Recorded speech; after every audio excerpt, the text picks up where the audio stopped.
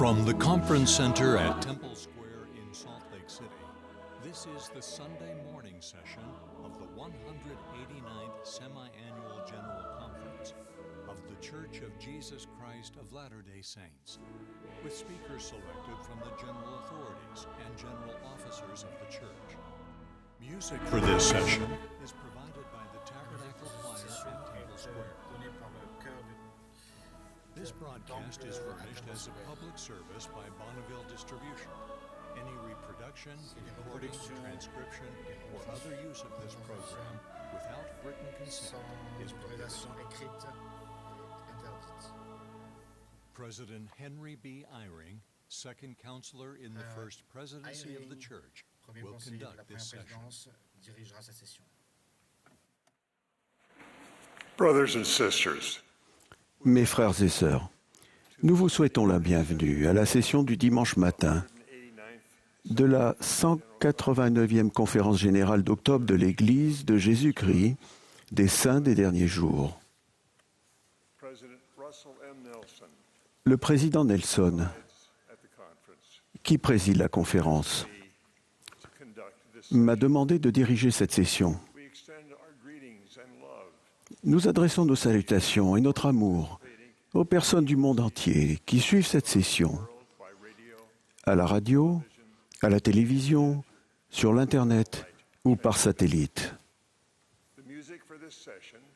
La musique de cette session sera interprétée par le chœur du Tabernacle à Temple Square, sous la direction de Mac Wilberg, avec Brian Matthias et Richard Elliott à l'orgue. Le chœur a ouvert cette réunion en chantant « Combien tu es grand » et va maintenant interpréter « Tout au sommet des monts ». Ensuite, Vincent Halleck, qui a été relevé hier de son appel parmi les 70, fera la prière d'ouverture. Le chœur chantera ensuite la prière d'un enfant.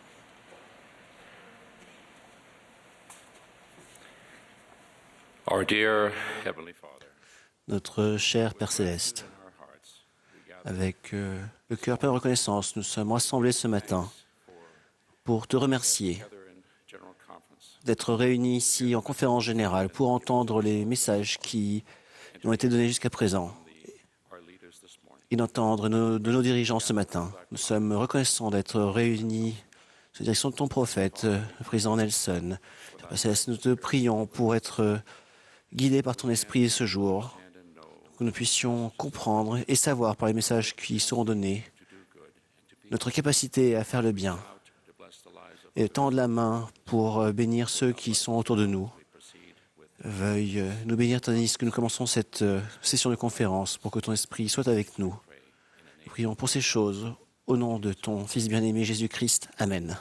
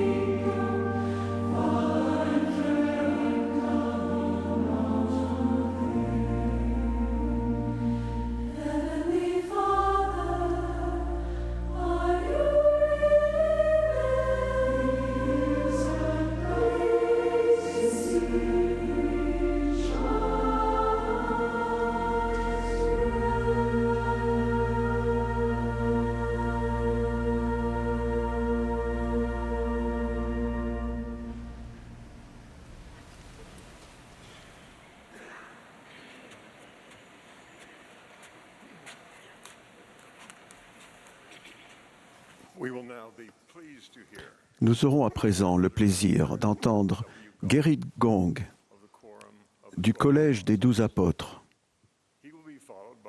Il sera suivi de Christina Franco, deuxième conseillère dans la présidence générale de la primaire. Dieter Urdorf du Collège des 12 apôtres nous adressera ensuite la parole.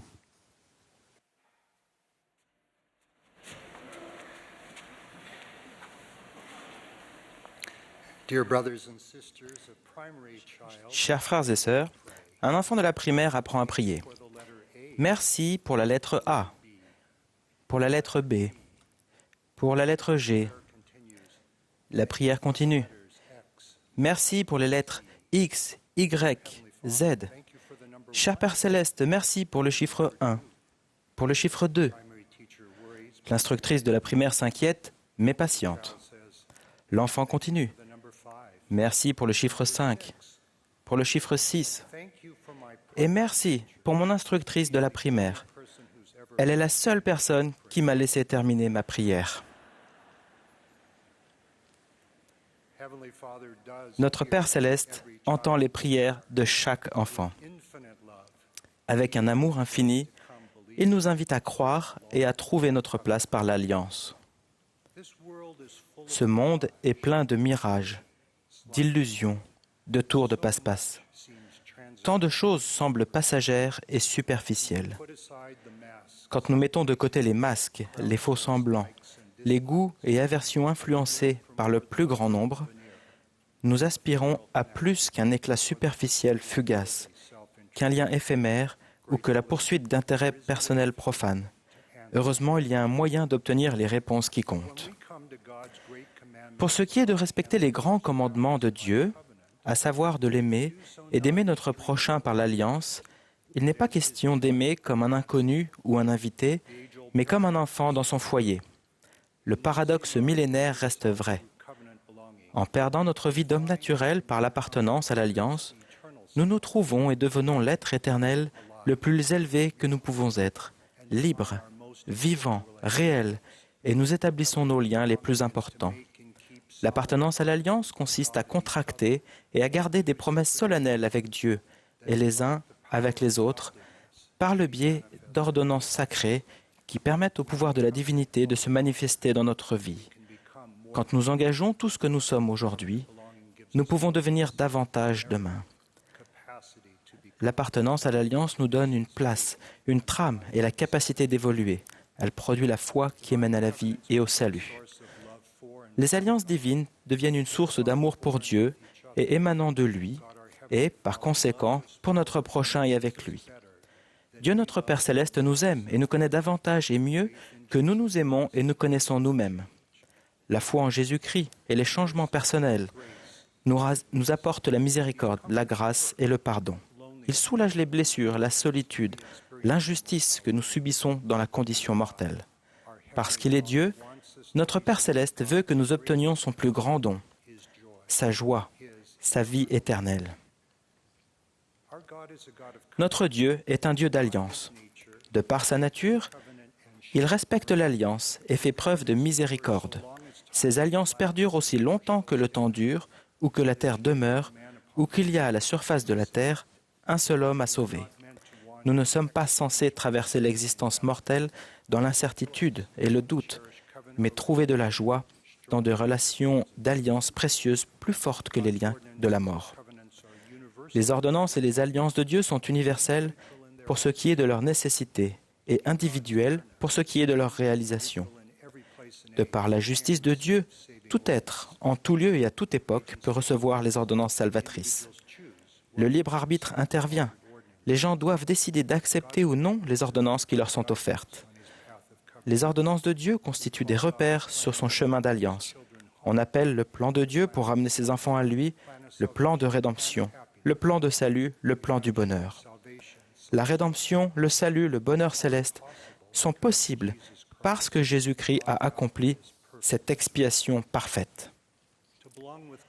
Appartenir à Dieu et marcher les uns avec les autres sur son chemin des alliances constituent la bénédiction de l'appartenance à l'Alliance.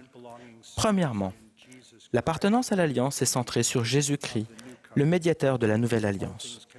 Toute chose concourt à notre bien quand nous sommes sanctifiés dans le Christ, dans l'Alliance du Père. Quiconque reste fidèle jusqu'à la fin recevra toute bonne chose et toutes les bénédictions promises. L'état bienheureux de ceux qui gardent les commandements de Dieu consiste à être bénis en tout, tant dans le temporel que dans le spirituel, et à demeurer avec Dieu dans un état de bonheur sans fin. Grâce au respect de nos alliances, il peut nous sembler que nous sommes entourés d'anges. Et ce sera vrai.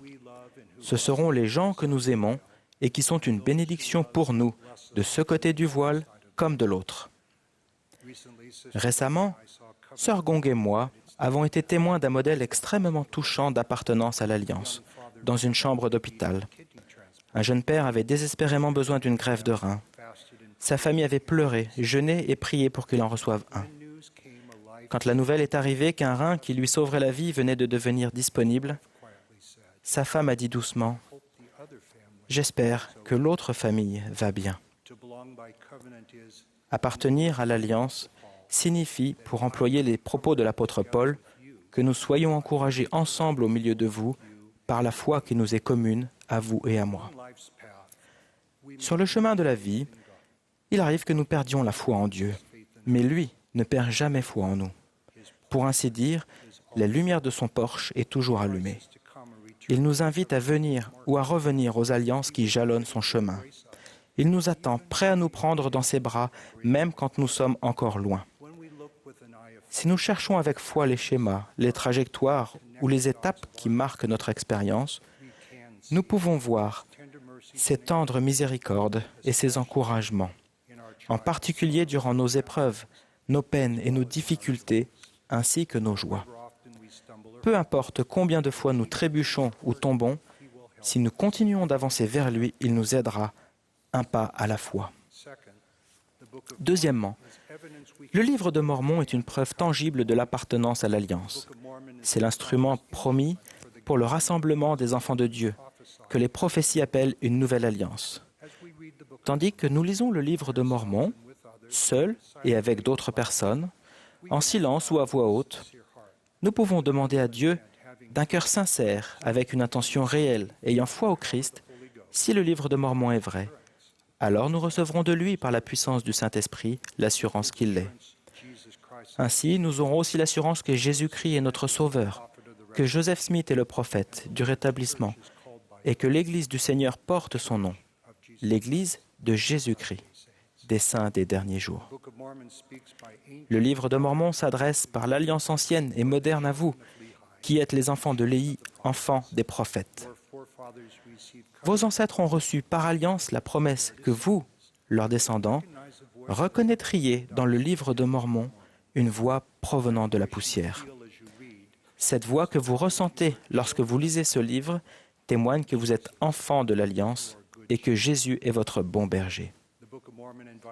Le livre de Mormon invite chacun de nous, selon les paroles d'Alma, à conclure avec le Seigneur l'alliance de le servir et de garder ses commandements, afin qu'il déverse plus abondamment son esprit sur nous.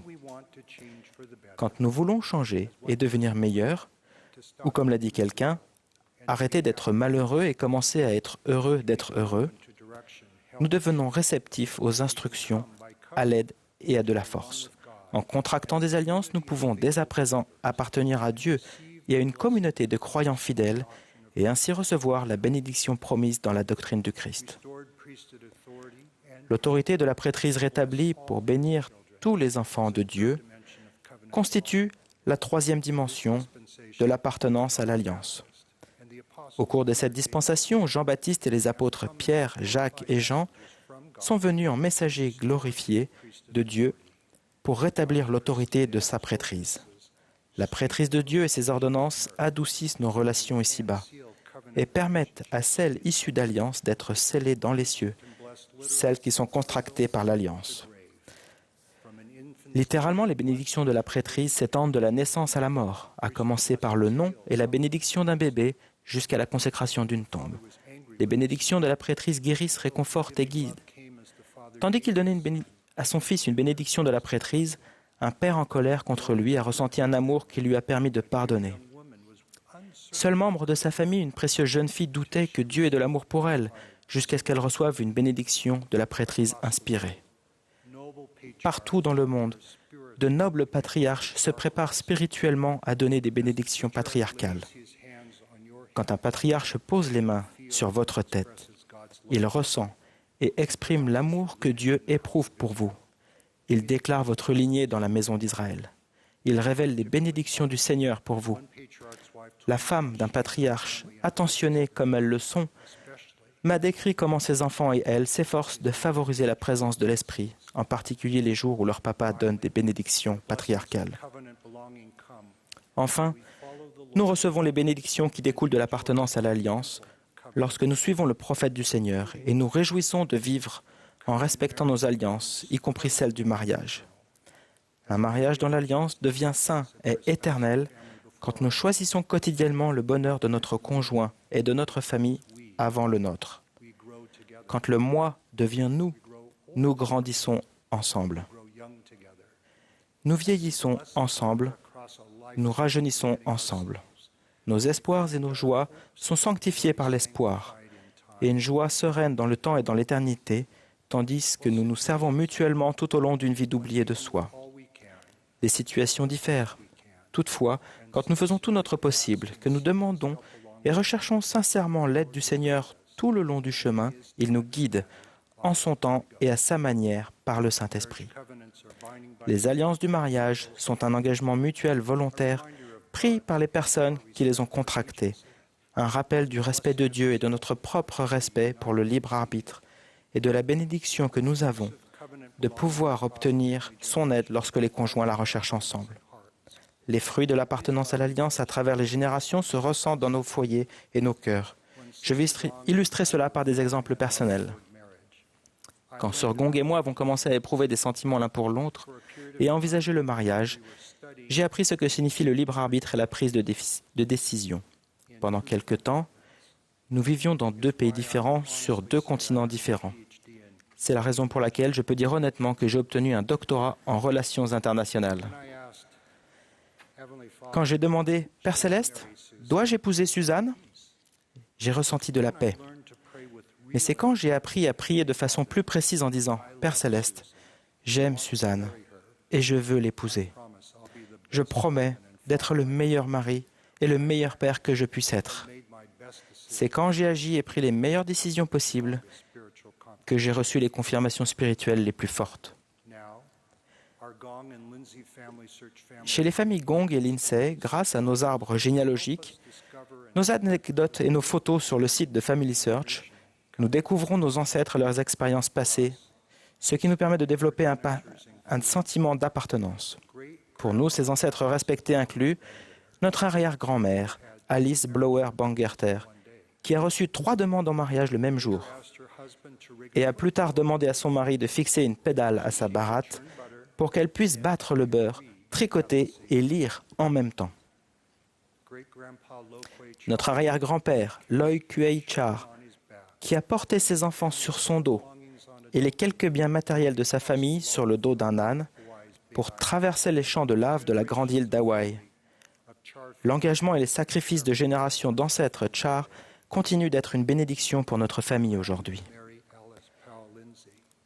Lors de la mort soudaine de son mari et de son fils aîné à quelques jours d'intervalle, Grande-Marie Alice Powell Lindsay s'est retrouvée seule à élever 5 jeunes enfants. Veuve pendant 47 ans, elle a élevé ses enfants avec le soutien aimant des dirigeants et des membres locaux. Pendant toutes ces années, Marie a promis au Seigneur que s'il l'aidait, elle ne se plaindrait pas. Le Seigneur l'a aidée, elle ne s'est jamais plainte. Frères et sœurs, tout ce qui est bon et éternel est fondé sur la vivante réalité de Dieu, notre Père éternel, et de son Fils Jésus-Christ et son expiation, dont le Saint-Esprit témoigne. Notre Seigneur Jésus-Christ est le médiateur de la Nouvelle Alliance. L'un des buts du livre de Mormon est de témoigner de Jésus-Christ. Par serment et par alliance, L'autorité de la prêtrise de Dieu rétablie est destinée à bénir tous les enfants de Dieu, notamment par le biais du mariage contracté par alliance, de la famille intergénérationnelle et des bénédictions personnelles. Notre Sauveur déclare « Je suis l'alpha et l'oméga, le Christ, le Seigneur.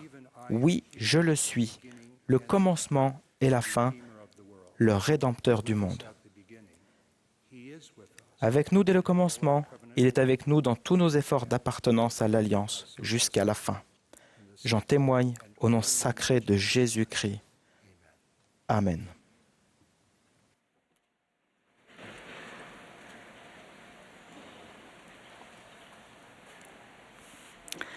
One of my favorite primary Le chant songs. de la primaire préférée commence par ces mots. J'appartiens à l'Église de Jésus-Christ, des saints des derniers jours. Je sais qui je suis et je suivrai le plan du Dieu d'amour. Je crois en Jésus-Christ, mon Sauveur. Quelle déclaration, à la fois simple et belle, des vérités auxquelles nous croyons. En tant que membres de l'Église de Jésus-Christ des saints des derniers jours, nous savons qui nous sommes. Nous savons que Dieu est le Père de notre esprit. Nous sommes ses enfants et il nous aime. Nous avons vécu avec lui dans les cieux avant de venir sur terre. Nous connaissons le plan de Dieu. Nous étions à ses côtés quand il l'a présenté. Tout ce que notre Père céleste veut faire, son œuvre et sa gloire, c'est rendre chacun de nous capable de jouir de toutes ses bénédictions. Il a élaboré un plan parfait pour réaliser son dessein.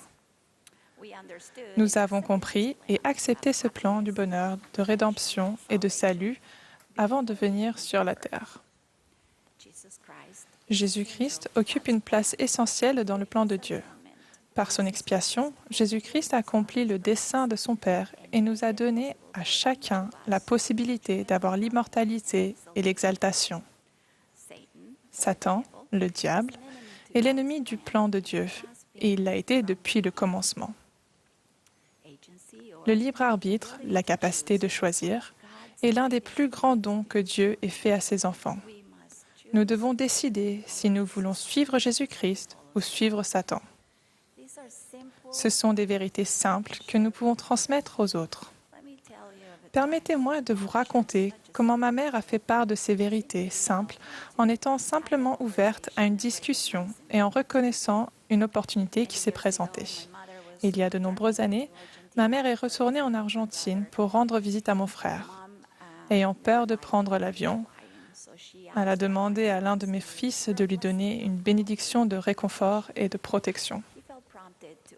Mon fils a été poussé à dire à sa grand-mère que le Saint-Esprit lui donnerait des conseils et des directives afin qu'elle touche et fortifie le cœur de nombreuses personnes désireuses de connaître l'Évangile. À l'aéroport de Salt Lake City, ma mère et mon frère ont rencontré une petite fille de 7 ans qui revenait d'un séjour de ski avec ses parents. Quand ses parents se sont rendus compte qu'elle conversait avec ma mère et mon frère depuis un certain temps, ils ont décidé de la rejoindre. Ils se sont présentés et ma mère a appris qu'ils s'appelaient, en commençant par la fillette, Giada, Eduardo et Maria Susana Paul. Un rapport naturel et cordial s'est alors établi avec cette famille aimable. Les deux familles étaient heureuses de faire le voyage jusqu'à Buenos Aires ensemble, dans le même avion. Au fil de la conversation, ma mère a appris que, jusqu'à ce jour, la famille Paul n'avait jamais entendu parler de l'Église rétablie de Jésus-Christ. L'une des premières questions que Susanna a posées était « Pouvez-vous me parler de ce beau musée dont le toit porte une statue dorée ?» Ma mère a expliqué que le bel édifice n'était pas un musée, mais un temple du Seigneur dans lequel nous contractons des alliances avec Dieu afin de pouvoir retourner vivre auprès de lui un jour. Susanna a confié à ma mère qu'avant leur voyage à Salt Lake City, elle avait prié pour que quelque chose vienne fortifier son esprit. Pendant le vol, ma mère a rendu un témoignage simple mais puissant de l'Évangile, puis elle a proposé à Susanna de prendre contact avec les missionnaires de sa ville. Susanna a demandé à ma mère « Comment vais-je les retrouver ?» Ce à quoi ma mère a répondu, « Vous ne pouvez pas les rater. Ce sont soit deux jeunes hommes portant une chemise blanche et une cravate, ou bien deux jeunes femmes vêtues de jupes. Ils portent toujours un badge sur lequel leur nom et la mention « Église de Jésus-Christ des Saints des Derniers Jours » figurent. Les familles ont échangé leurs coordonnées téléphoniques et se sont dit au revoir à l'aéroport de Buenos Aires. Susanna, qui est aujourd'hui l'une de mes amies, m'a raconté à de nombreuses reprises combien elle avait été triste de devoir se séparer de ma mère ce jour-là. Elle m'a dit, « Ta mère rayonnait. Je ne peux l'expliquer, mais je ne voulais pas me séparer de l'éclat qui l'entourait. » Aussitôt arrivée chez elle, Giada, sa fille, et elle se sont empressées de raconter cette expérience à la mère de Susanna, qui vivait à seulement quelques pâtés de maison de chez elle. Tandis qu'elles étaient en voiture, Susanna a vu deux jeunes hommes dont la description correspondait à celle que ma mère avait faite des missionnaires. Elle a arrêté sa voiture au milieu de la rue et est descendue et leur a demandé « Êtes-vous membre de l'Église de Jésus-Christ » ?« Oui, ont-ils répondu. « Des missionnaires » a-t-elle demandé. Ils ont répondu en chœur « Oui, nous sommes missionnaires ». Elle leur a alors dit « Montez dans ma voiture, vous venez chez moi pour m'instruire. »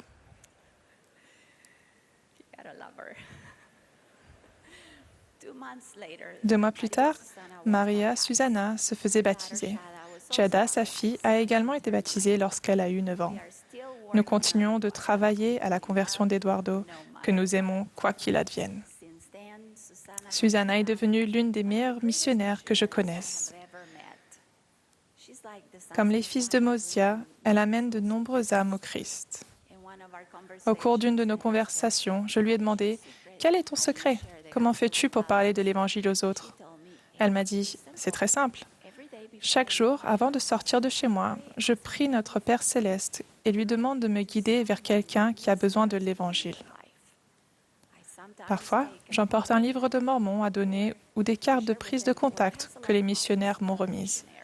Et lorsque je commence à parler à quelqu'un, je lui demande simplement s'il a déjà entendu parler de l'Église.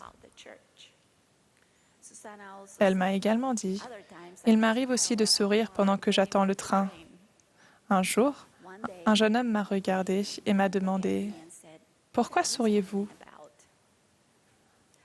Sa question m'a quelque peu surprise. Je lui ai répondu, « Je souris car je suis heureuse. » Il m'a alors demandé, « Et qu'est-ce qui vous rend si heureuse » Je lui ai dit, « Je suis membre de l'Église de Jésus-Christ des Saints des Derniers Jours et c'est ma joie. » Avez-vous entendu parler de l'Église ? Quand il lui a répondu que non, elle lui a donné une carte de prise de contact et l'a invité à assister aux prochaines réunions dominicales. Le dimanche suivant, elle l'a accueilli à la porte de l'Église. Dallin H. Oaks a enseigné « Il y a 3 choses que tous les membres peuvent faire pour aider à faire connaître l'Évangile. Premièrement, nous pouvons prier pour avoir le désir de contribuer à cette partie vitale de l'œuvre du salut. Deuxièmement, nous pouvons nous-mêmes respecter les commandements. Les membres fidèles auront toujours la compagnie de l'Esprit du Sauveur pour les guider dans leurs efforts pour participer à la grande œuvre de proclamation de l'Évangile rétabli de Jésus-Christ. Troisièmement, nous pouvons prier pour recevoir l'inspiration quant à ce que nous pouvons faire pour faire connaître l'Évangile, avec l'engagement d'agir selon l'inspiration que vous recevrez. Frères et sœurs, enfants et jeunes, pouvons-nous tous agir comme mon amie Susanna et faire connaître l'Évangile aux autres? Pouvons-nous inviter un ami qui n'est pas de notre foi à venir à l'Église avec nous le dimanche?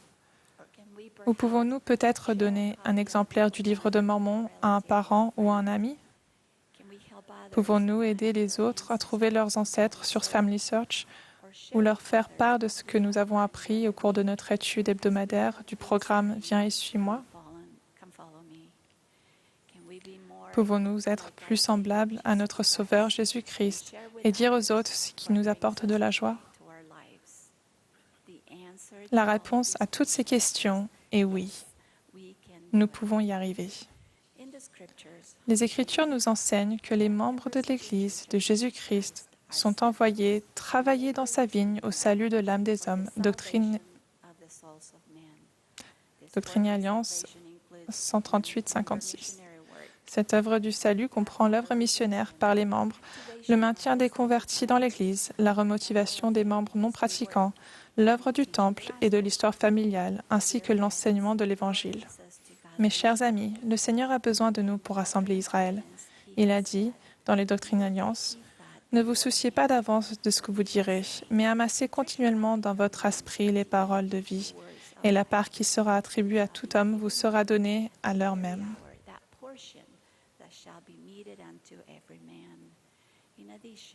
En outre, il nous a fait cette promesse. « Et si vous travaillez toute votre vie à appeler ce peuple au repentir, et que vous m'amenez ne fût-ce qu'une seule âme, comme votre joie sera grande avec elle dans le royaume de mon Père. Or, si votre joie est grande avec cette seule âme que vous m'aurez amenée dans le royaume de mon Père, comme elle sera grande si vous m'en amenez beaucoup. »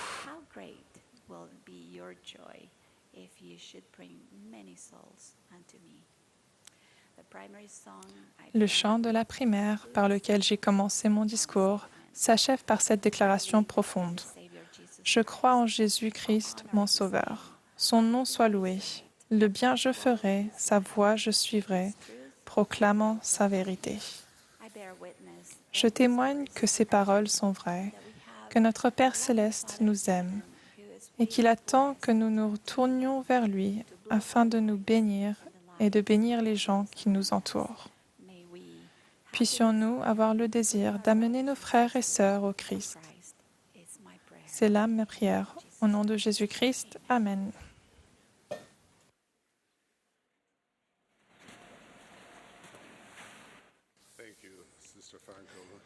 Merci, Sœur Franco. Frère Gong, merci pour le cœur.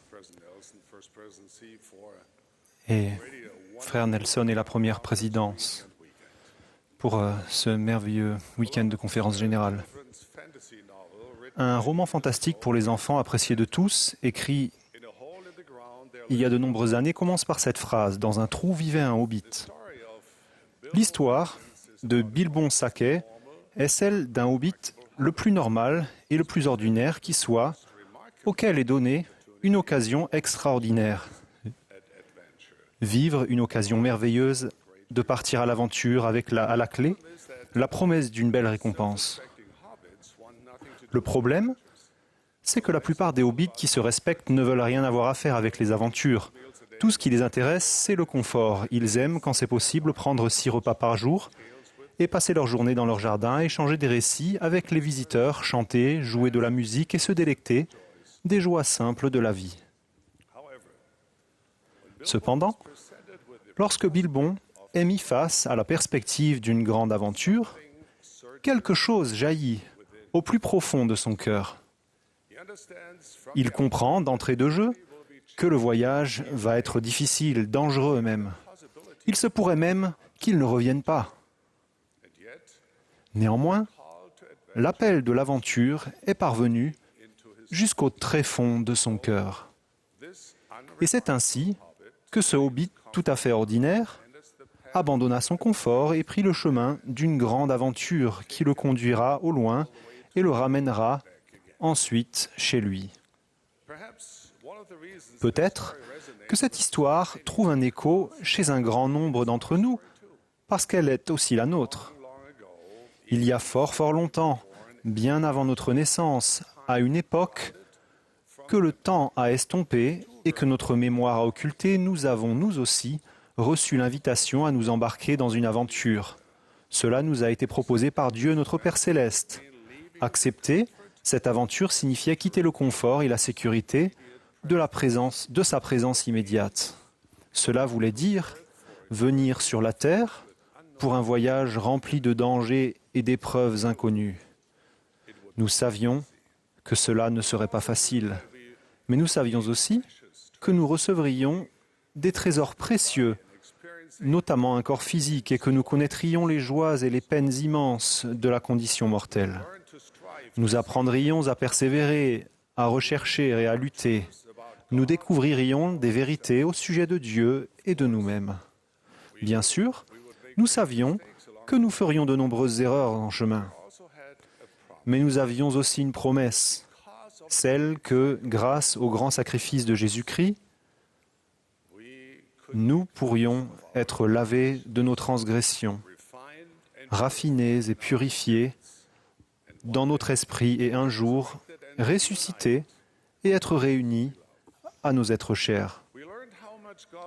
Nous avons appris à quel point Dieu nous aime. Il nous a donné la vie et il veut que nous réussissions. Par conséquent, il a préparé un sauveur pour nous.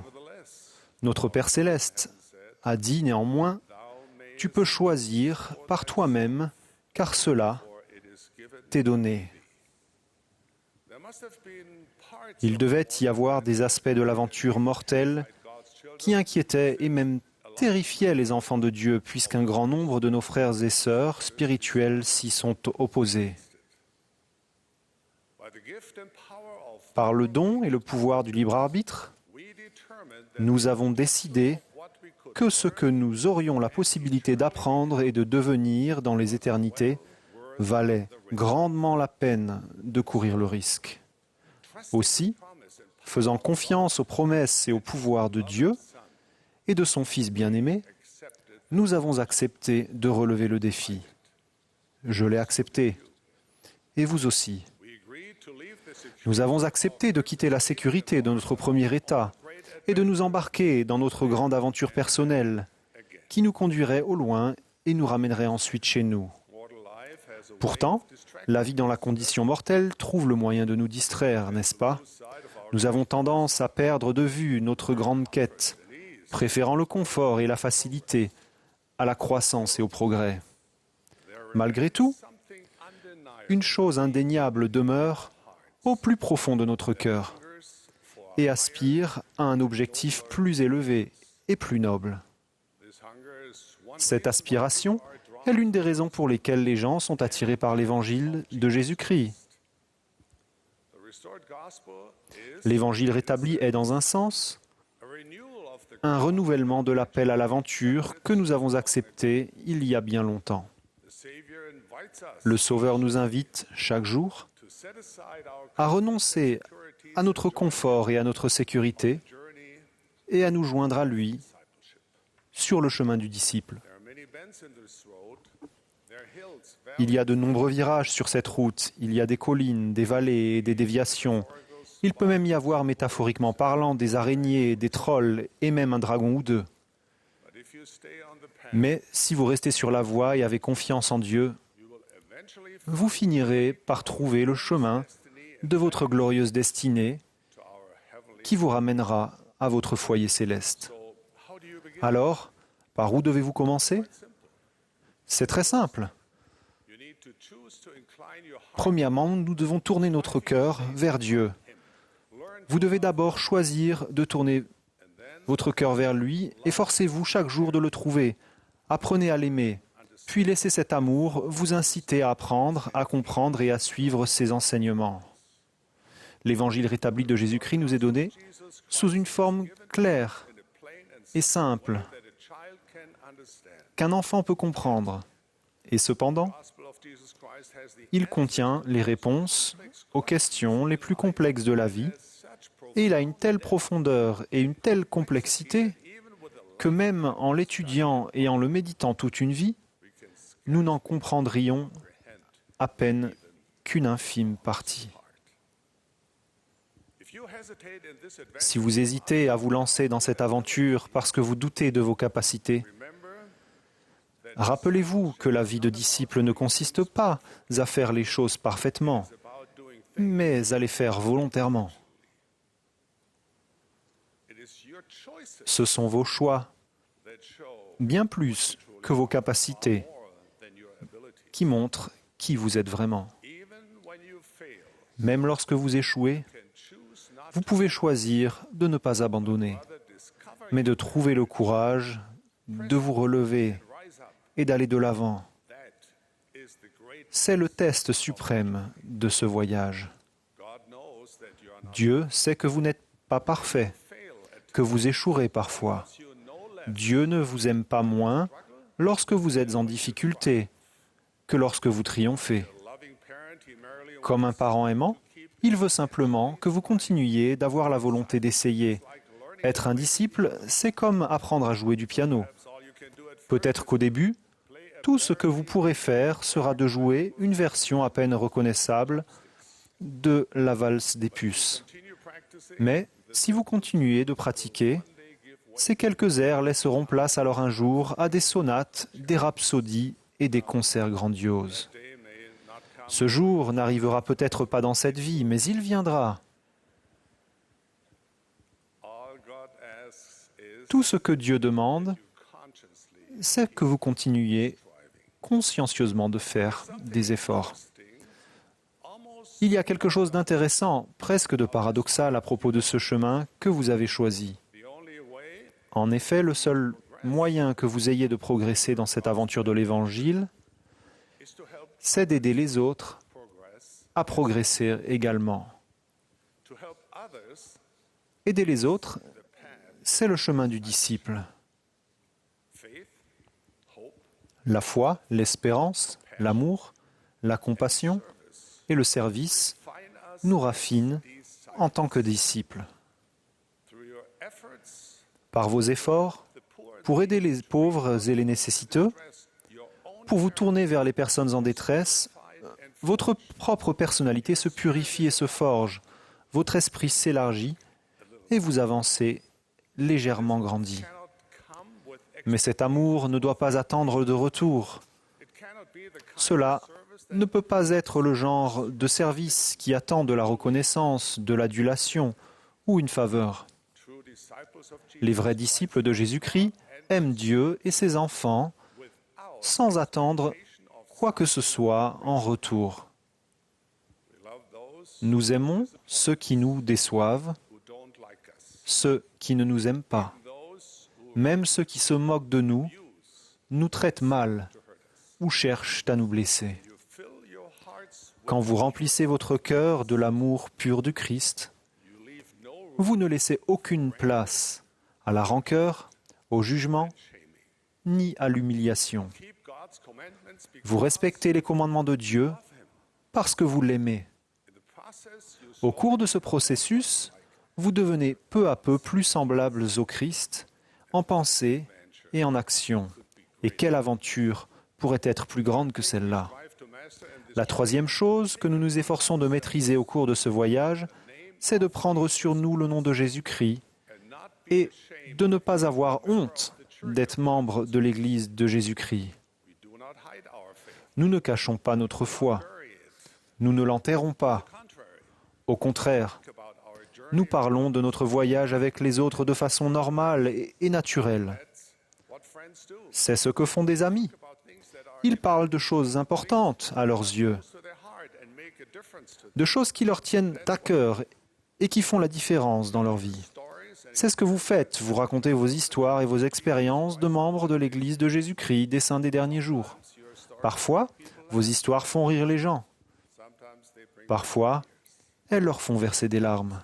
Parfois, elles aident des personnes à continuer avec patience, résilience et courage à tenir une heure de plus, un jour de plus et à se rapprocher un peu plus de Dieu.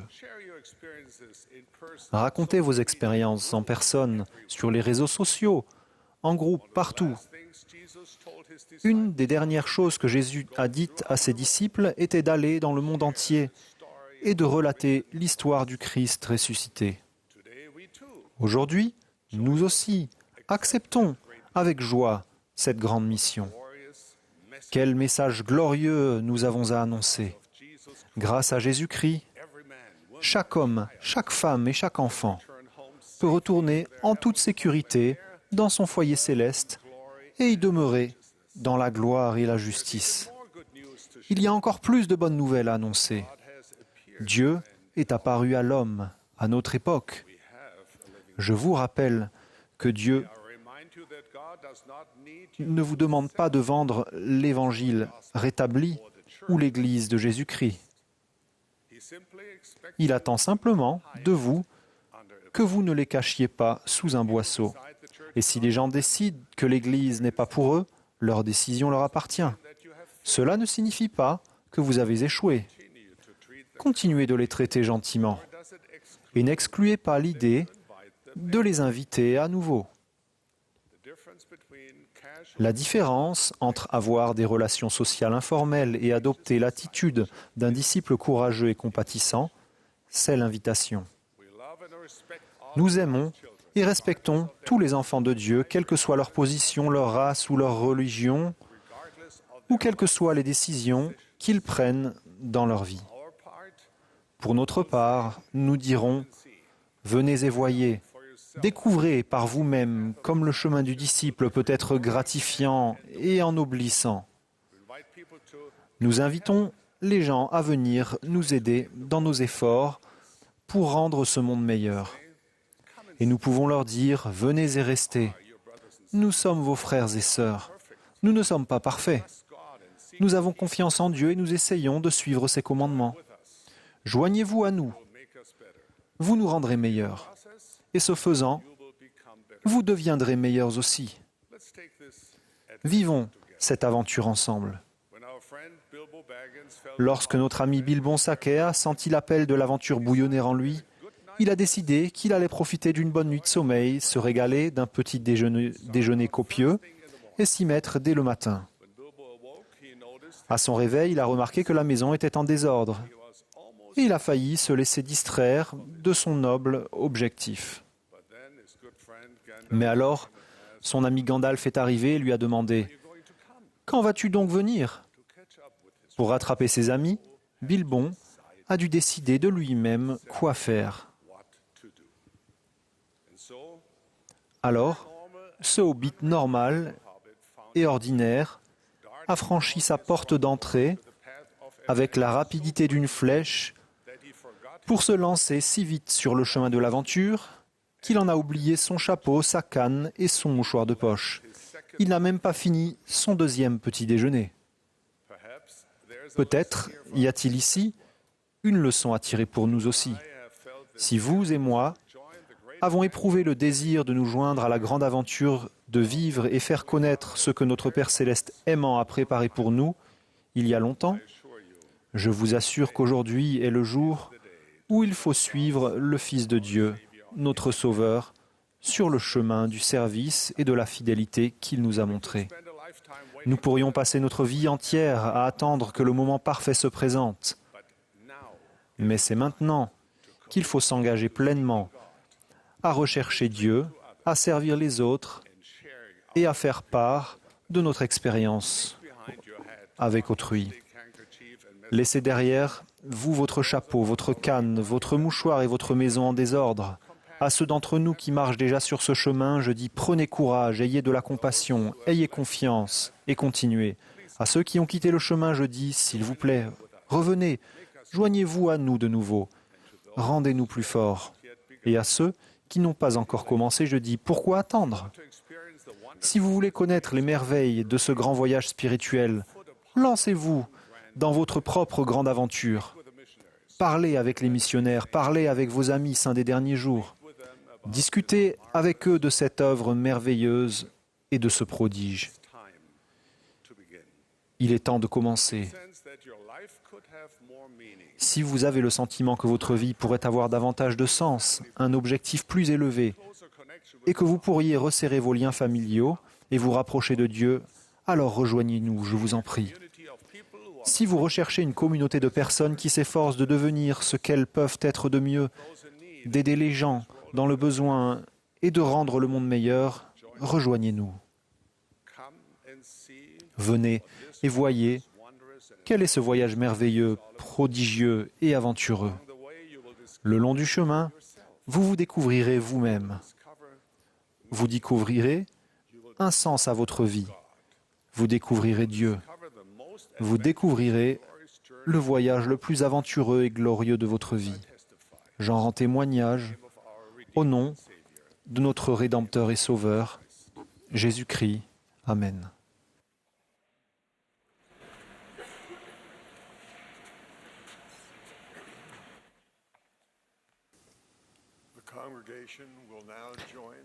L'Assemblée se joindra maintenant au chœur pour chanter « Apprends-moi à marcher dans la clarté ».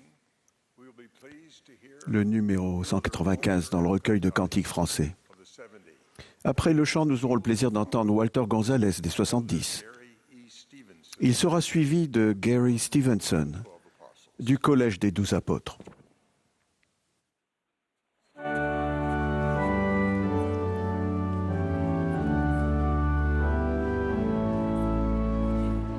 This is the 189th Semi-Annual General Conference of The Church of Jesus Christ of Latter-day Saints.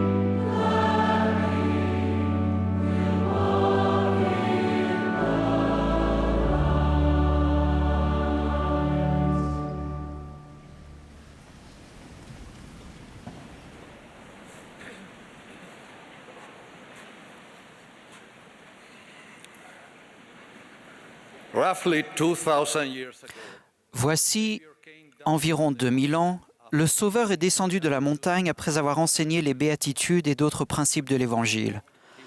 Alors qu'il marchait, un homme atteint de la lèpre s'est approché de lui.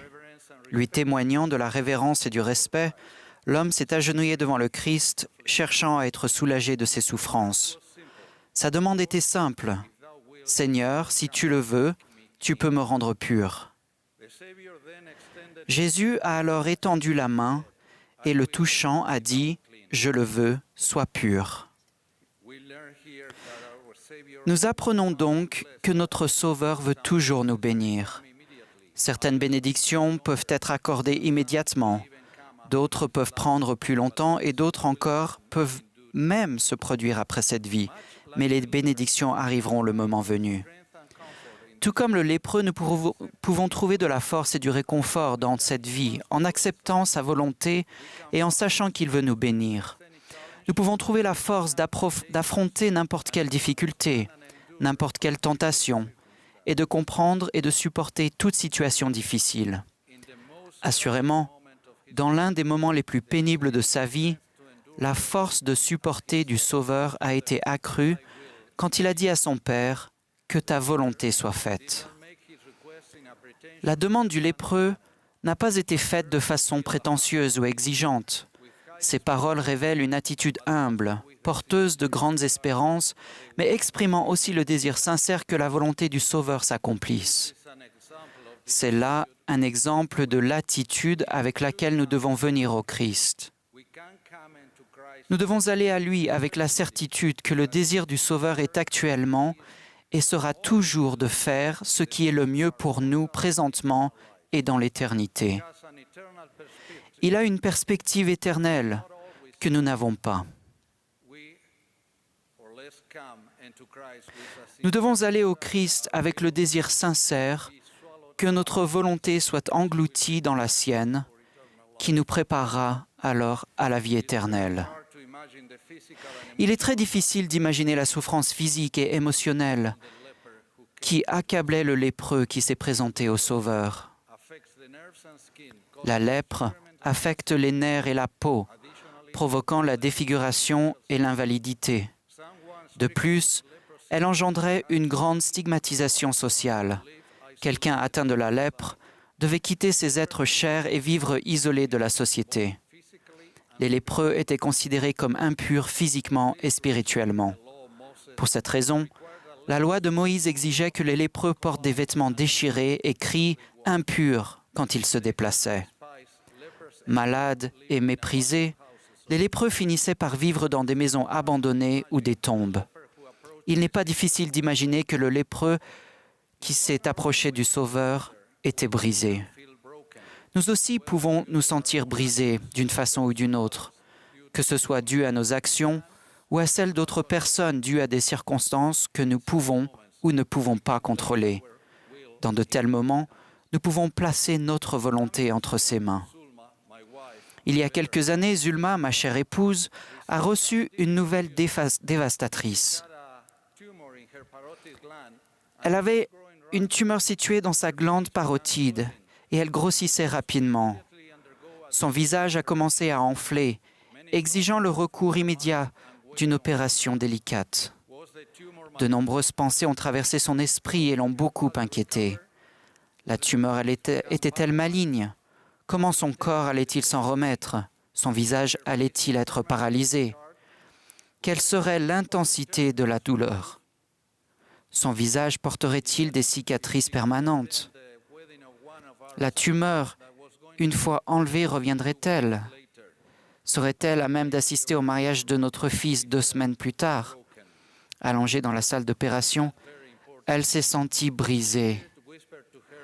Lors de ce moment si important, l'Esprit lui a murmuré qu'elle devait accepter la volonté du Seigneur.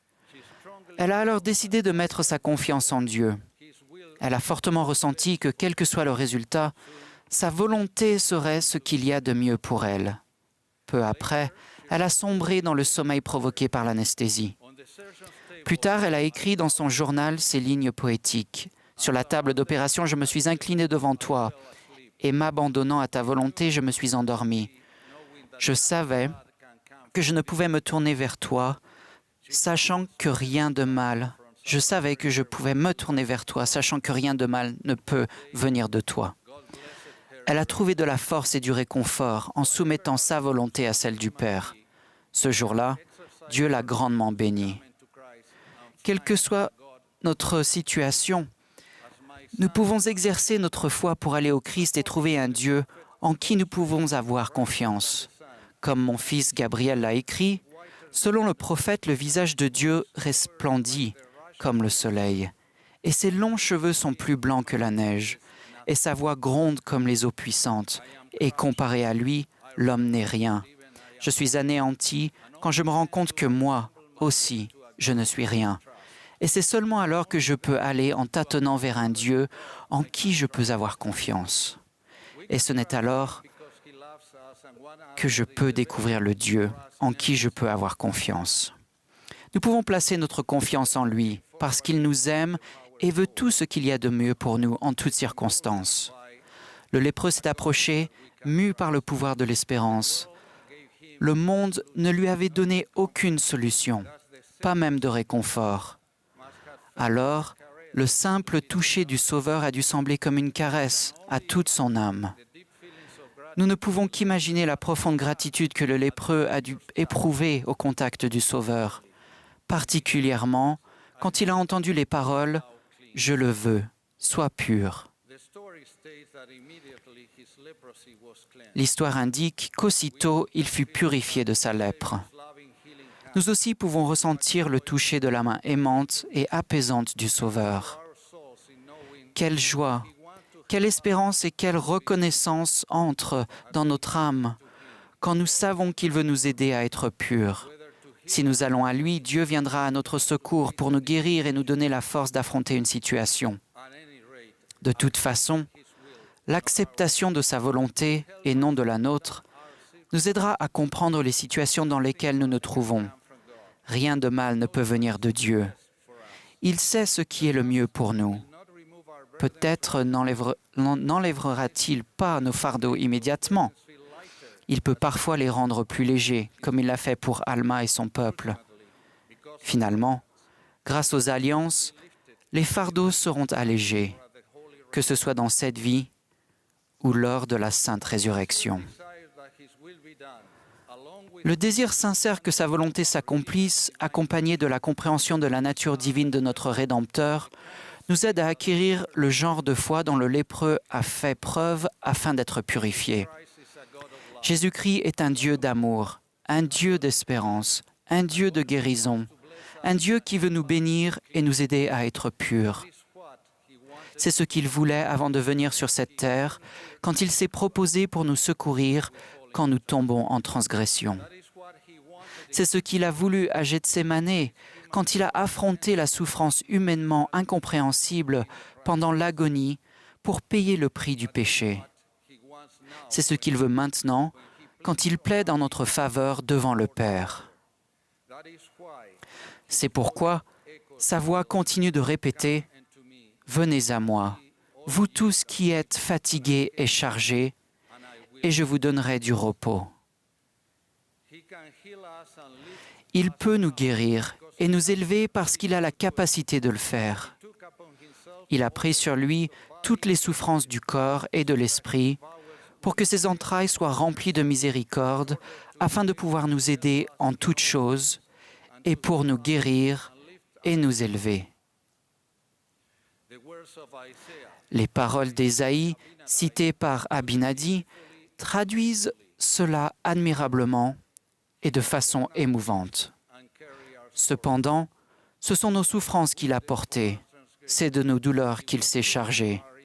Il était blessé pour nos péchés, brisé pour nos iniquités. Le châtiment qui nous donne la paix est tombé sur lui, et c'est par ses meurtrissures que nous sommes guéris. Ce même concept est enseigné dans ce poème. Ô charpentier de Nazareth, ce cœur brisé sans espoir d'être réparé, cette vie bouleversée presque à mort, ô peux-tu les réparer, charpentier?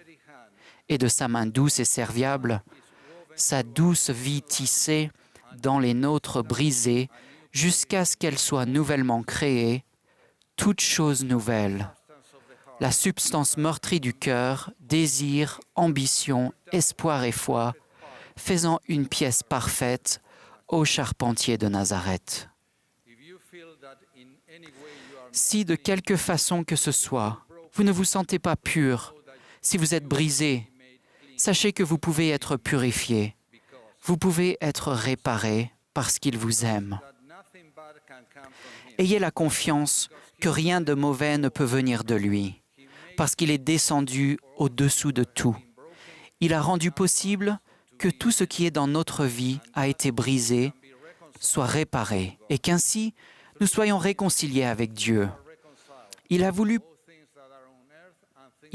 par lui réconcilier tout avec lui-même, tant ce qui est sur la terre que ce qui est dans les cieux, en faisant la paix par lui, par le sang de sa croix. Allons au Christ, accomplissant tout ce qui est nécessaire.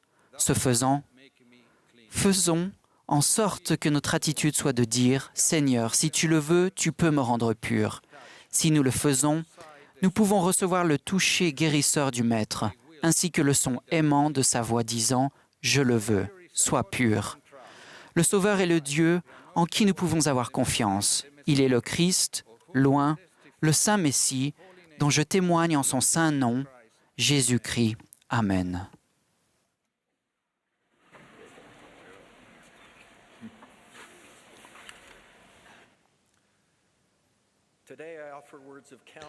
Aujourd'hui, j'adresse des recommandations à tous, mais en particulier à vous qui faites partie de la génération montante, les enfants de la primaire, les jeunes gens et jeunes filles. Prophète du Seigneur pour notre époque, Russell M. Nelson vous aime profondément, à tel point qui s'est adressé à beaucoup d'entre vous l'année dernière au cours d'une veillée spirituelle mondiale spéciale pour les jeunes intitulée « Ô vaillants guerriers d'Israël ». Nous entendons souvent le président Nelson parler de vous en vous appelant précisément cela, l'espoir d'Israël, la génération montante et l'avenir de l'Église rétablie de Jésus-Christ. Mes jeunes amis, je vais commencer par vous raconter 2 anecdotes familiales. Il y a des années, je suis arrivé à la maison après le travail et j'ai été surpris de trouver partout des éclaboussures de peinture blanche, sur le sol, sur la porte du garage et sur notre maison de briques rouges. J'ai examiné la scène de plus près et j'ai découvert que la peinture était encore humide. Une traînée de peinture conduisait à l'arrière de la maison. Je l'ai donc suivi. J'ai trouvé là mon fils de 5 ans poursuivant notre chien, un pinceau à la main.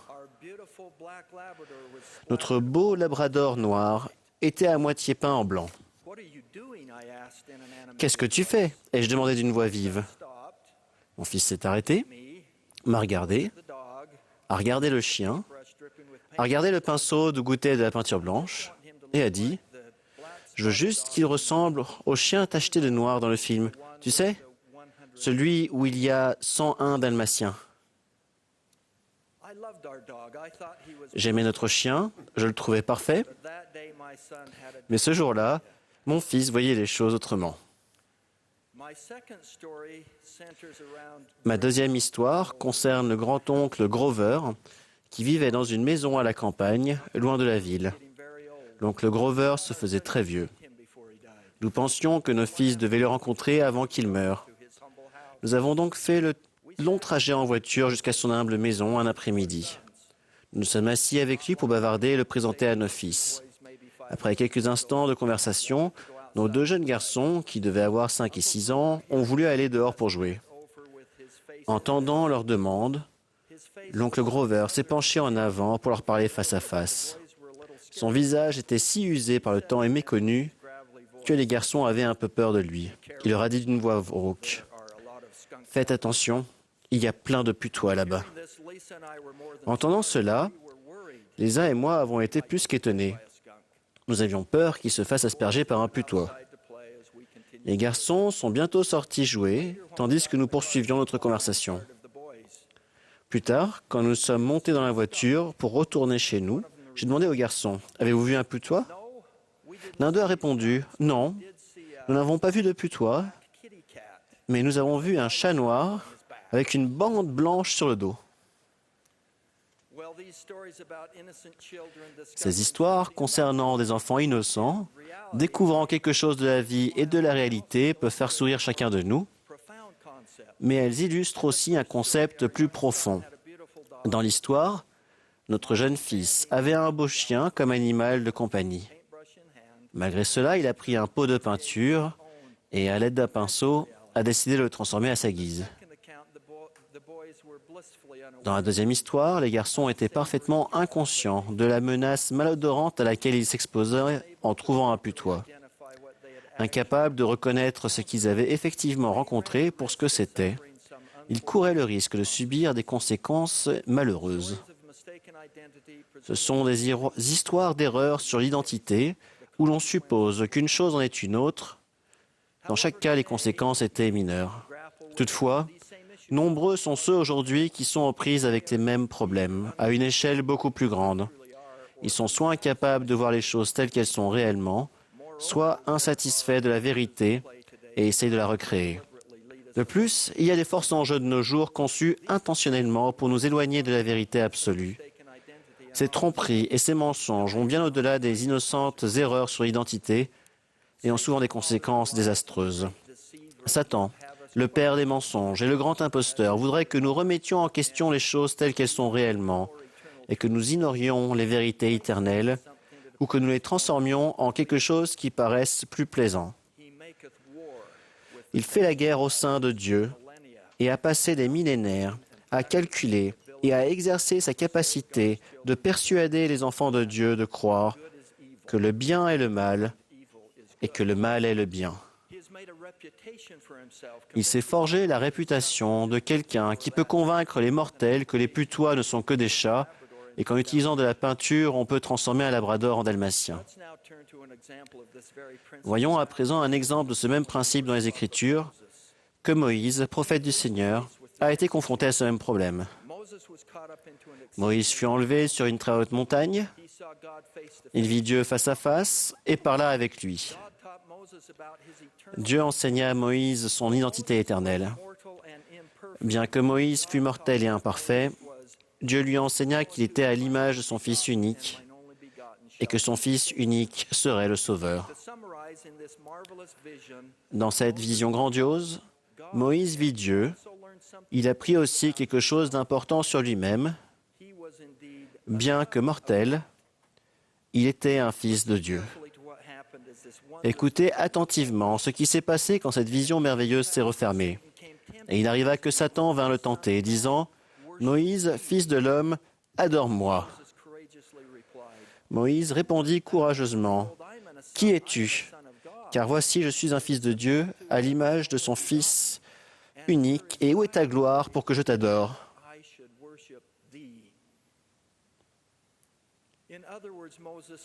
Autrement dit, Moïse a dit, « Tu ne peux pas me tromper, car je sais qui je suis. J'ai été créé à l'image de Dieu. Tu n'as pas sa lumière et sa gloire. Alors pourquoi devrais-je t'adorer ou être victime de ta tromperie? » Maintenant, prêtez attention à la façon dont Moïse continue de répondre. Il déclare, « Retire-toi, Satan. Ne me trompe pas. » Nous pouvons beaucoup apprendre de la réponse puissante de Moïse à la tentation de l'adversaire. Je vous recommande de répondre de la même manière quand vous vous sentez influencé par la tentation. Commandez à l'ennemi de votre âme, « Va-t'en, tu n'as pas de gloire. Ne me tente pas et ne me mens pas, car je sais qui je suis, un enfant de Dieu, et j'appellerai toujours mon Dieu à l'aide. » L'adversaire n'abandonne pas facilement ses projets destructeurs de nous tromper et de nous rabaisser. Il ne l'a certainement pas fait avec Moïse, préférant l'amener à oublier qui il était de toute éternité. Tel un enfant piquant une crise de colère, Satan cria d'une voix forte, tempêta sur la terre et commanda en disant, « Je suis le Fils unique, adore-moi. » Voyons cela de plus près. Vous avez entendu ce qu'il vient de dire? « Je suis le Fils unique, adore-moi. » Le grand imposteur a dit en substance, « Ne t'inquiète pas, je ne vais pas te faire de mal, je ne suis pas un putois, je ne suis qu'un innocent chaton noir à bande blanche. » Moïse a ensuite fait appel à Dieu et a reçu de sa force divine. Bien que l'adversaire ait tremblé et que la terre ait frémi, Moïse n'a pas cédé. Sa voix était sûre et claire et il a dit, « Éloigne-toi de moi, Satan, car je n'adorerai que le seul Dieu, qui est le Dieu de gloire. » Finalement, il se retira de la présence de Moïse. Après être apparu et avoir béni Moïse pour son obéissance, le Seigneur a dit, « Tu es béni, Moïse, car tu seras rendu plus fort que de nombreuses eaux.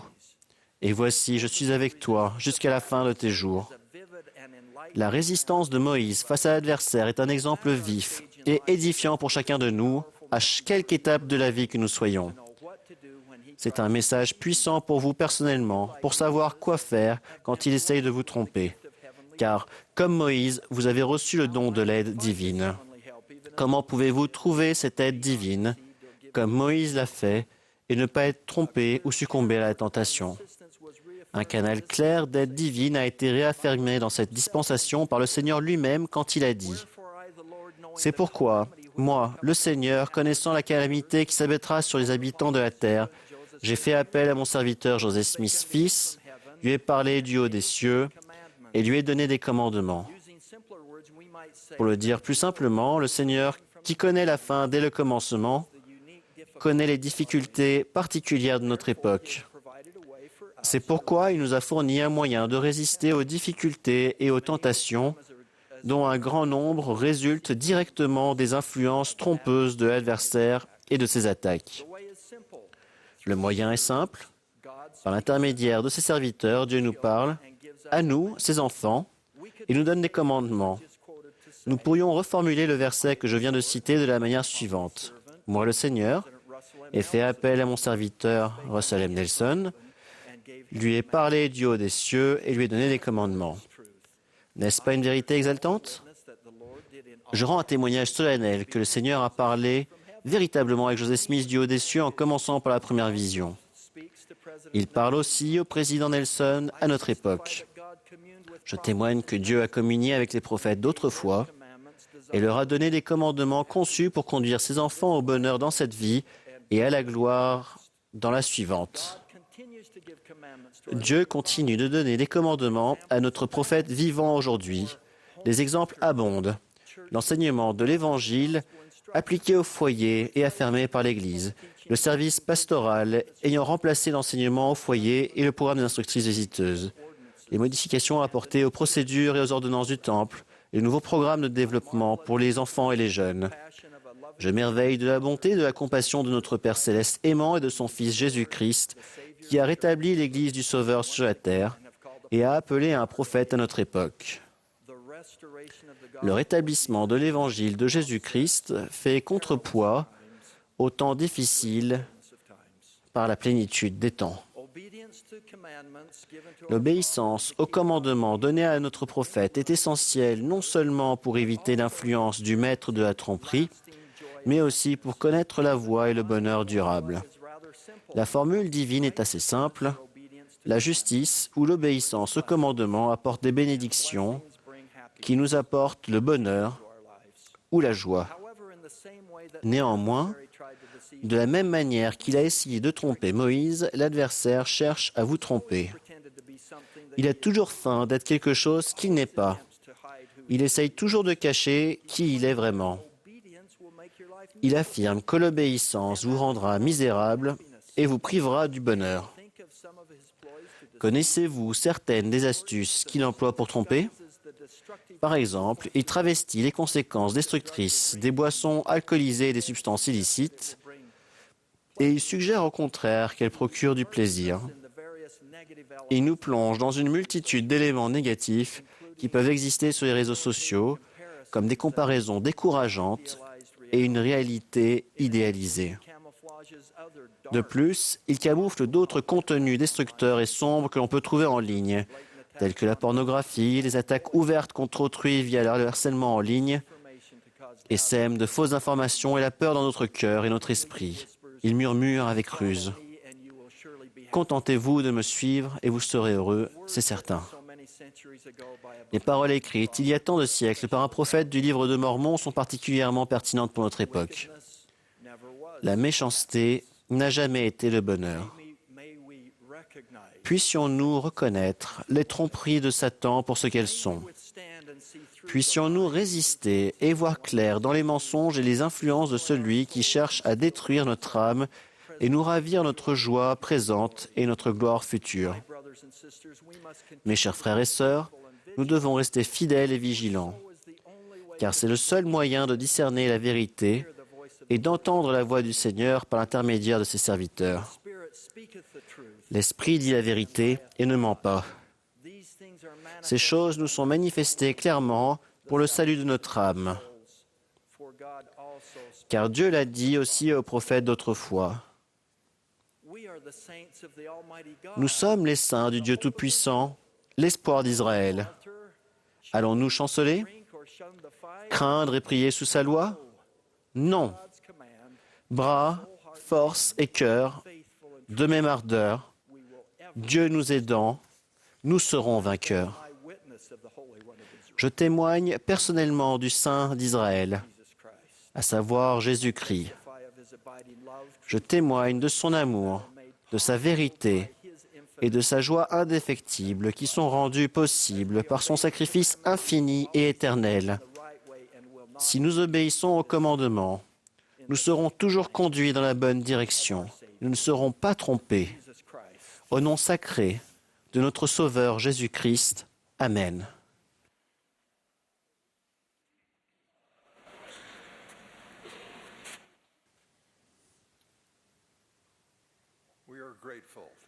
Nous remercions le chœur du tabernacle à Temple Square de la belle musique qu'il a interprétée ce matin. Le chœur chantera à présent « Vas-tu faiblir, ô jeunesse ?» Le dernier orateur de cette session sera Russell Nelson, notre prophète bien-aimé. Après son discours, le chœur terminera cette réunion en chantant « Love Divine, All Loves Exhaling ». Ensuite, Becky Craven, deuxième conseillère dans la présidence générale des jeunes filles, fera la prière de clôture.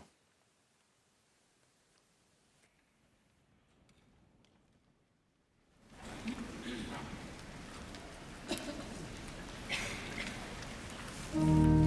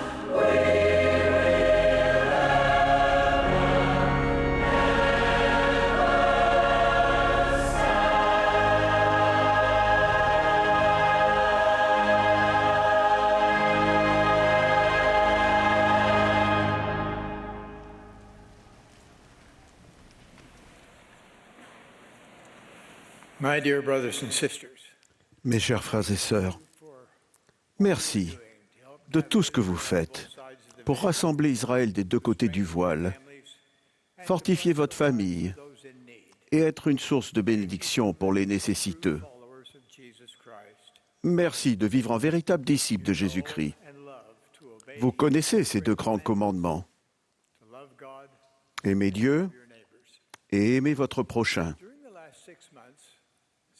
Ces 6 derniers mois, Sœur Nelson et moi avons rencontré des milliers de saints lors de nos voyages en Amérique centrale et du Sud, dans les îles du Pacifique et dans diverses villes des États-Unis. Nous espérons ainsi édifier votre foi. Néanmoins, à notre retour, c'est toujours la nôtre qui a été affermie par les membres et les amis que nous avons côtoyés. Je vais mentionner 3 moments significatifs que nous avons récemment vécus.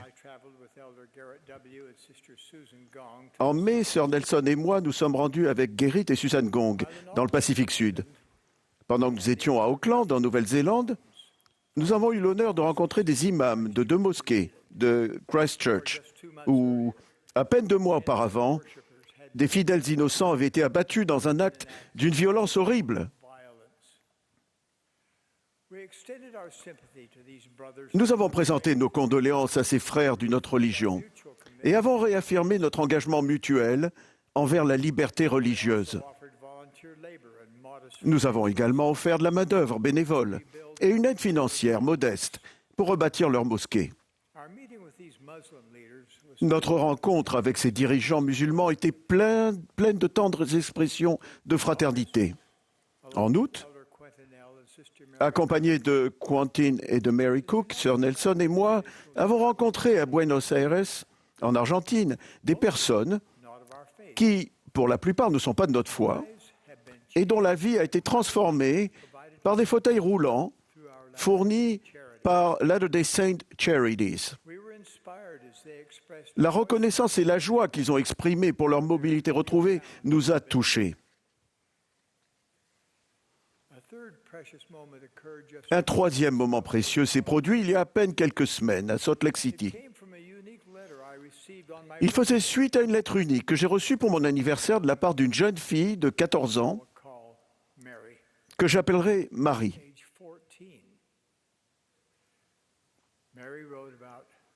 Elle parlait de points que nous avons en commun.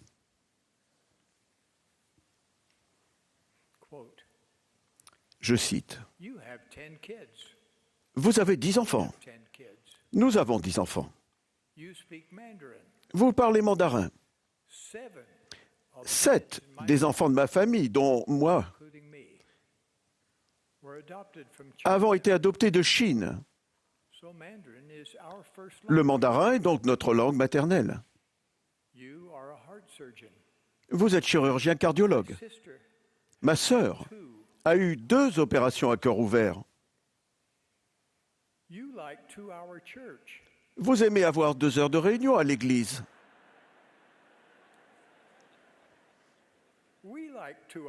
Nous aimons avoir 2 heures de réunion.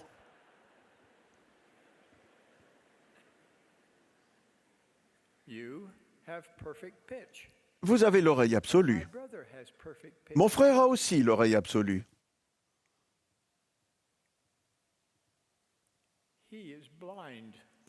Il est aveugle, comme moi. Fin de citation. Les paroles de Marie m'ont profondément ému, car elles révèlent non seulement son bel esprit, mais également la consécration de sa mère et de son père. Les saints des derniers jours, comme d'autres disciples de Jésus-Christ, cherchent constamment comment aider, édifier et aimer autrui. Les gens qui sont désireux d'être appelés le peuple du Seigneur sont disposés à porter les fardeaux les uns des autres, à pleurer avec ceux qui pleurent et à consoler ceux qui ont besoin de consolation. Ils s'efforcent véritablement de respecter les premiers et seconds grands commandements. Lorsque nous aimons Dieu de tout notre cœur, il nous rend soucieux du bien-être des autres, en un beau cercle vertueux. Il est impossible de calculer la somme de services que les saints des derniers jours rendent dans le monde entier chaque jour de chaque année. Mais il est possible de calculer le bien que l'Église, en tant qu'organisation, fait aux hommes et femmes, garçons et filles, qui ont besoin d'une main serviable.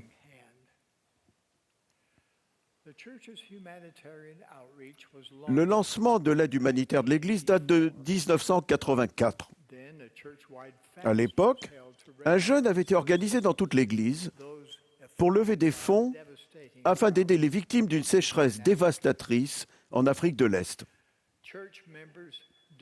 En ce seul jour de jeûne, les membres avaient donné 6,4 millions de dollars.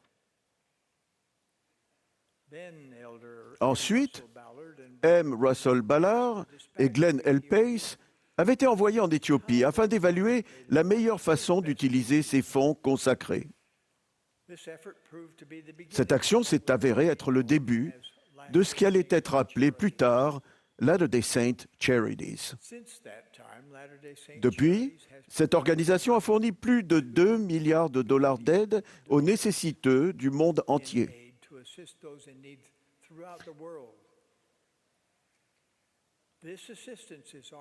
Cette aide est accordée sans distinction de religion, de nationalité, de race, d'orientation sexuelle, de sexe ou de conviction politique. Ce n'est pas tout. Pour secourir les membres de l'Église du Seigneur en détresse, nous aimons et pratiquons la loi millénaire du jeûne. Nous nous soumettons à la faim pour aider ceux qui ont faim. Un jour par mois, nous nous passons de nourriture et donnons le coût de cette nourriture et plus pour soulager les nécessiteux. Je n'oublierai jamais ma première visite en Afrique de l'Ouest en 1986. Les saints étaient venus à nos réunions en nombre. Bien qu'ayant peu de biens matériels, la plupart d'entre eux étaient venus habillés de vêtements d'un blanc immaculé. J'ai demandé au président de Pieux comment il prenait soin de membres qui avaient si peu. Il a répondu que les évêques connaissaient bien leurs ouailles. S'ils pouvaient s'offrir 2 repas par jour, ils n'avaient pas besoin d'aide. Par contre, s'ils ne pouvaient se payer qu'un repas ou moins, même avec l'aide de la famille, l'évêque leur procurait de la nourriture, financée par les offrandes de jeûne. Il a ensuite mentionné le fait remarquable que leurs offrandes de jeûne dépassaient habituellement leurs dépenses. Le surplus était alors envoyé à des gens d'ailleurs dont les besoins étaient supérieurs aux leurs. Ces vaillants saints africains m'ont enseigné une grande leçon sur la puissance de la loi et de l'esprit du jeûne. En tant que membres de l'Église, nous nous sentons solidaires des personnes qui souffrent. Étant fils et filles de Dieu, nous sommes tous frères et sœurs. Nous obéissons à une exhortation de l'Ancien Testament. Tu ouvriras ta main à ton frère, aux pauvres et à l'indigent dans ton pays.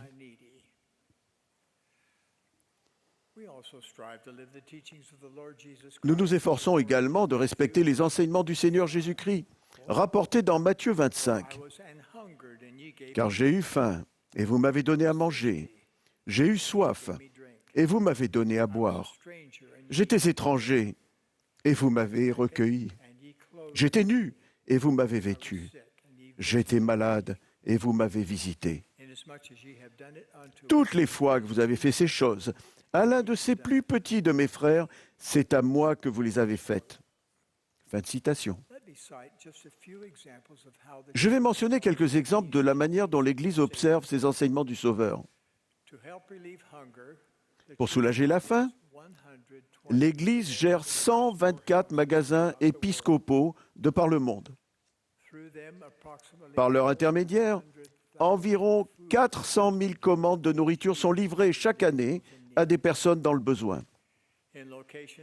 Là où il n'existe pas de magasin épiscopal, les évêques et les présidents de branches puisent dans les fonds de jeunes de l'Église pour acheter de la nourriture et des fournitures pour leurs membres nécessiteux.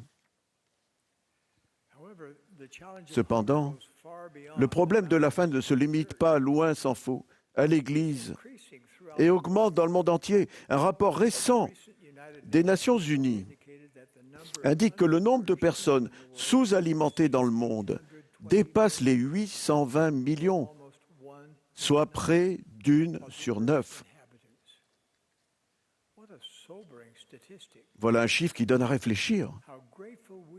Combien nous sommes reconnaissants de vos dons. Grâce à votre générosité sincère, des millions de personnes de par le monde recevront ce dont elles ont tant besoin. De la nourriture, des vêtements, un abri temporaire, un fauteuil roulant, des médicaments, de l'eau potable et bien plus. De nombreuses maladies sont causées par de l'eau impropre à la consommation. À ce jour, l'action humanitaire de l'Église a fourni de l'eau potable à des centaines de villes et villages dans 76 pays.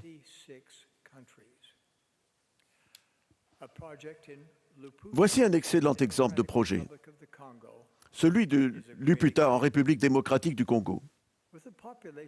Avec une population de plus de 100 000 habitants, la ville n'avait pas d'eau courante. Les gens devaient parcourir de grandes distances à pied jusqu'à des sources d'eau potable. Une source de montagne avait été découverte à une trentaine de kilomètres. Mais cette ressource n'était pas constamment accessible. Lorsque nos missionnaires des services humanitaires ont été informés du problème, ils ont collaboré avec les dirigeants de Luputa et ont fourni le matériel et dispensé la formation nécessaire pour emmener l'eau jusqu'à la ville. Les habitants ont passé 3 ans à creuser une tranchée d'1 mètre de profondeur à travers la roche et la jungle. Suite à cet effort conjoint, l'heureux jour est enfin arrivé où l'eau fraîche et propre a été disponible dans toute cette ville. L'Église aide également les réfugiés qui ont fui la guerre civile, les catastrophes naturelles ou la persécution religieuse. Plus de 70 millions de personnes ont été chassées de chez elles. Rien qu'en 2018, l'Église a distribué des fournitures d'urgence à des réfugiés dans 56 pays. De plus, de nombreux membres de l'Église donnent bénévolement de leur temps pour les aider à s'intégrer dans leur nouvelle collectivité. Nous remercions tous ceux d'entre vous qui tendaient la main aux personnes qui essayent de trouver un nouveau foyer. Grâce aux offrandes généreuses faites au magasin Deseret Industries aux États-Unis, des milliers de tonnes de vêtements sont collectés et triés chaque année. Bien que les évêques locaux utilisent ce vaste stock pour aider les membres dans le besoin, la plus grande partie est donnée à d'autres organisations caritatives qui distribuent ces articles dans le monde entier. Et rien que l'année dernière, l'Église a prodigué des soins ophtalmologiques à plus de 300 000 personnes dans 35 pays.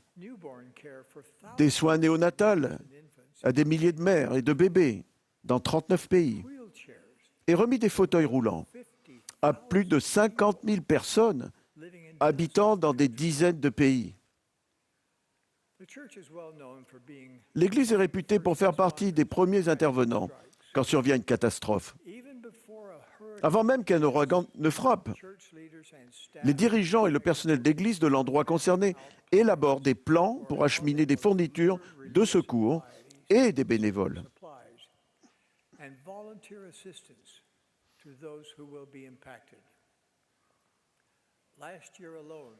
Rien que l'année dernière, l'Église a mené plus d'une centaine d'actions de secours dans le monde entier, aidant les victimes d'ouragans, d'incendies, d'inondations, de tremblements de terre et d'autres catastrophes. Chaque fois que cela est possible, nos membres de l'Église, en chasubles, mains serviables, se mobilisent en grand nombre pour les aider. Ce genre d'action, accompli par tant d'entre vous, est l'essence même du service. Mes chers frères et sœurs, les activités que j'ai décrites ne sont qu'une petite partie de l'action solidaire et humanitaire grandissante de l'Église de Jésus-Christ des saints des derniers jours. Et c'est grâce à vous que tout cela est possible. Du fait de votre vie exemplaire, de votre cœur généreux et de vos mains serviables, il n'est pas étonnant que de nombreux dirigeants de collectivités locales et de gouvernements louent vos efforts. Depuis que je suis président de l'Église, je suis étonné du nombre de présidents, de premiers ministres et d'ambassadeurs qui m'ont sincèrement remercié de notre aide humanitaire en faveur de leur peuple. Ils ont également exprimé leur reconnaissance pour la force que nos membres fidèles apportent à leur pays en étant des concitoyens loyaux et actifs. Je m'émerveille lorsque des dirigeants du monde rendent visite à la première présidence et expriment leur espoir de voir l'Église établie dans leur pays. Pourquoi? Parce qu'ils savent que les saints des derniers jours fonderont des familles et des collectivités fortes, améliorant ainsi la vie des autres, où qu'ils vivent.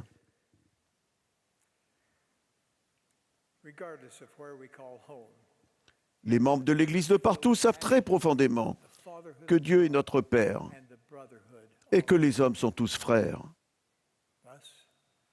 Ainsi, notre plus grande joie découle de l'aide que nous apportons à nos frères et sœurs, où que nous soyons dans ce monde magnifique. Offrir notre aide, faire l'effort conscient de nous soucier des autres, autant ou plus que de nous-mêmes.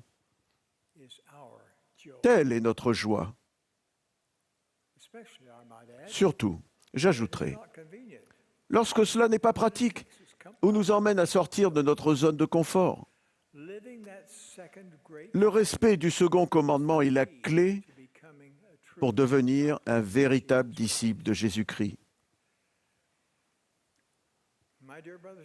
Mes chers frères et sœurs, vous êtes les exemples vivants des fruits que produit le respect des enseignements de Jésus-Christ. Je vous remercie. Je vous aime. Je sais que Dieu vit. Jésus est le Christ. Son Église a été rétablie dans ces derniers jours pour réaliser ses desseins divins. J'en témoigne au nom de Jésus-Christ. Amen.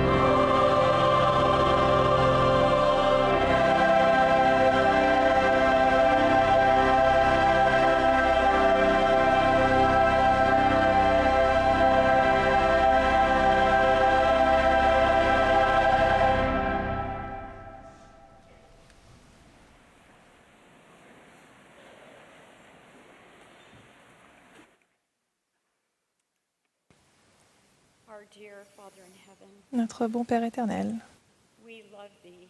nous t'aimons et ton Fils, et nous aimons ton Fils Jésus-Christ.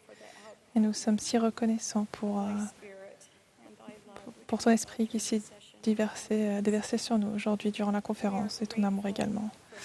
Merci pour le prophète et pour la direction qu'il nous donne dans cette église, l'église de ton Fils.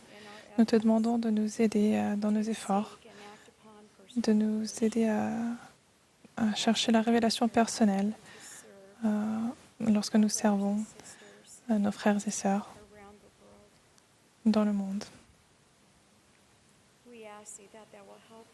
Nous te demandons de nous aider lorsque nous nous efforçons d'être plus comme toi et ton Fils. Et c'est notre prière. Au nom de Jésus-Christ. Amen.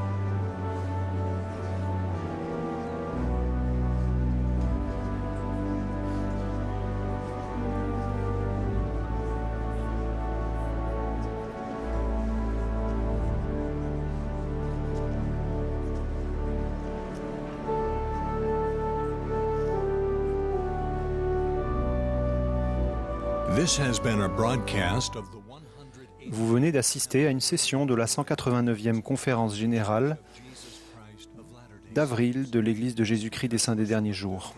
Les orateurs étaient choisis parmi les autorités générales et les officiers généraux de l'Église. La musique était interprétée par le chœur du tabernacle à Temple Square. Cette émission a été diffusée à titre de service public par Bonneville Distribution. Toute reproduction, enregistrement, transcription ou autre utilisation de cette émission sans autorisation écrite est interdite.